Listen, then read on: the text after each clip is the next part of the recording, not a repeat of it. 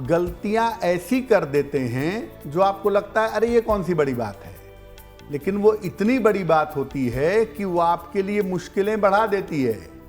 घर में आप मूर्तियां और चित्र तो जरा सावधानी से रखते हैं, सजा कर साफ करके अच्छी तरह से रखते हैं, बावजूद उनके साथ गलतियां करते हैं। कैसे करते हैं? घर में हम पूजा के लिए चित्रों की और मूर्तियों की स्थापना करते हैं।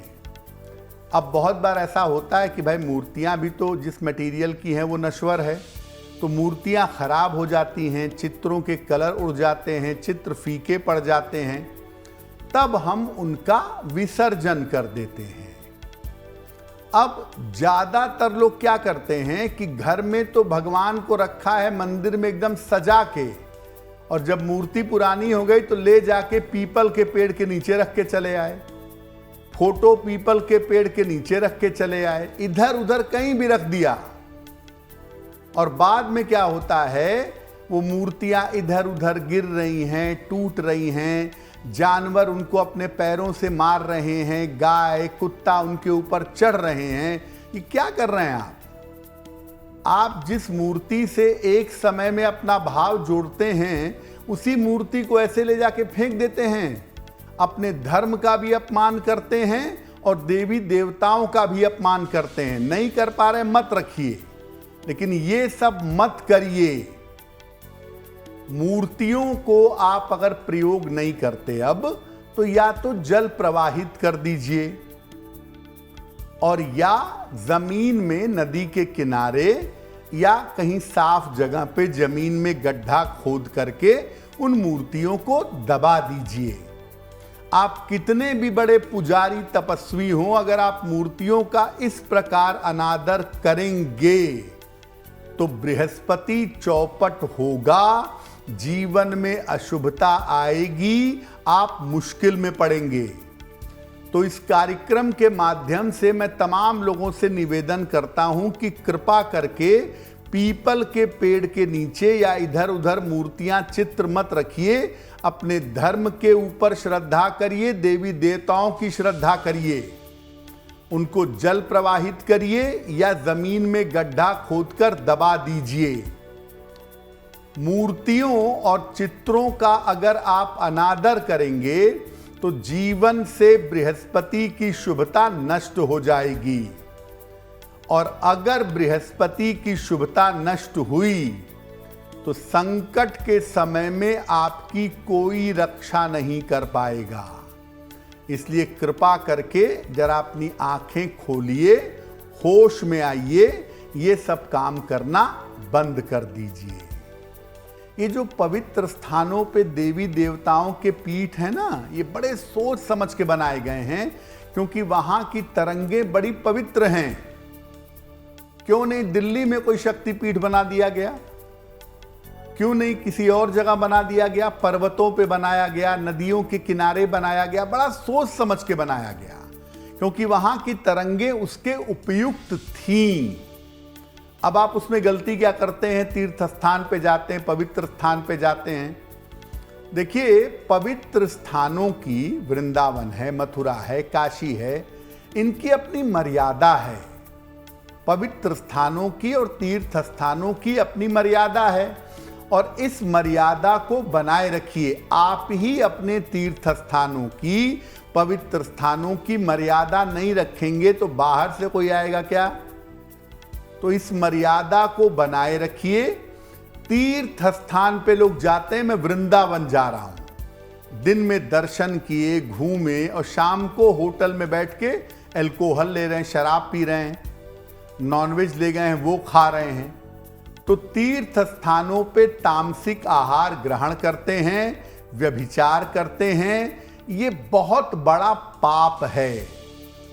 तीर्थ स्थान पिकनिक के स्थान नहीं हैं। उनकी मर्यादा और पवित्रता को बनाए रखिए।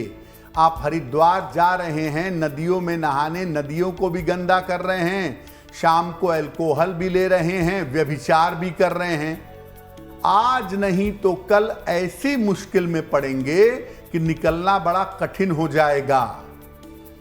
तीर्थ स्थानों में गंदगी फैलाते हैं, प्लास्टिक की तमाम चीजें पर्वतों पर फेंकते हैं। सरकार परेशान है कि गंदगी को कैसे दूर किया जाए, और आप हैं कि गंदगी फैलाने से बाज नहीं आते। तो तीर्थ स्थानों में गंदगी फैलाना, पवित्र नदियों को दूषित करना आपकी कुंडली के केतु को खराब कर देगा, पक्का कर देगा। नदी में, पवित्र नदियों में नहाने का तरीका क्या है? उसमें नहाया नहीं जाता है, उसमें डुबकी लगाई जाती है। शरीर पे साबुन लगा के, शैम्पू लगा के पवित्र नदी में नहीं नहाते। नहाइए अपने घर के बाथरूम में, अपने घर के हैंडपंप पर रगड़ रगड़ के जैसे भी नहाइए।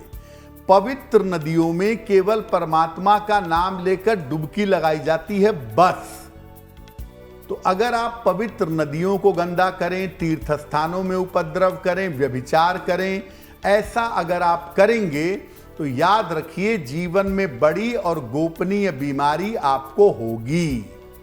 आप किसी भी पवित्र स्थान पे जाएं, वृंदावन, मथुरा, काशी, प्रयाग, उन स्थानों की पवित्रता और मर्यादा को बनाए रखें। देखिए, ईश्वर को भी जब हम संबोधित करते हैं तो हम क्या कहते हैं? त्वमेव माता च पिता त्वमेव, यानी तुम ही माता हो, तुम ही पिता हो। क्यों नहीं किसी और रिश्ते की बात की गई? माता पिता ही क्यों कहा गया? क्योंकि माता पिता ईश्वर का जीवंत स्वरूप हैं। बहुत सारे लोग कहेंगे मेरे पिता तो ऐसा व्यवहार करते हैं, अल्कोहल लेते हैं, गाली गलौज करते हैं। वो जो भी करते हो, आप उनका कैरेक्टर सर्टिफिकेट मत दीजिए। माता पिता ईश्वर का जीवंत स्वरूप हैं। माता पिता की आज्ञा की अवहेलना करना, उनकी बात ना मानना, और उससे भी ज्यादा उनका अपमान करना, उनको अपशब्द बोलना, उनके ऊपर चीखना चिल्लाना, ये महापाप है। माता पिता के साथ अगर आप अपने संबंध ठीक नहीं रखेंगे, उनकी सेवा नहीं करेंगे, उनका अनादर करेंगे, तो पूरा भाग्य आपका चौपट हो जाएगा।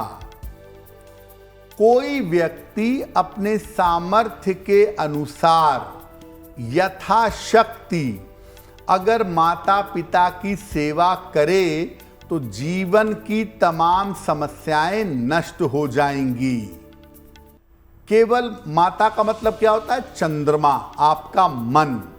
पिता का मतलब क्या होता है? सूर्य, यानी आपका शरीर और आपके पूरा व्यक्तित्व। तो अगर आपका शरीर, पूरा व्यक्तित्व और पूरा मन अच्छा है तो जीवन में क्या ऐसा है जो आप हासिल न कर सकें?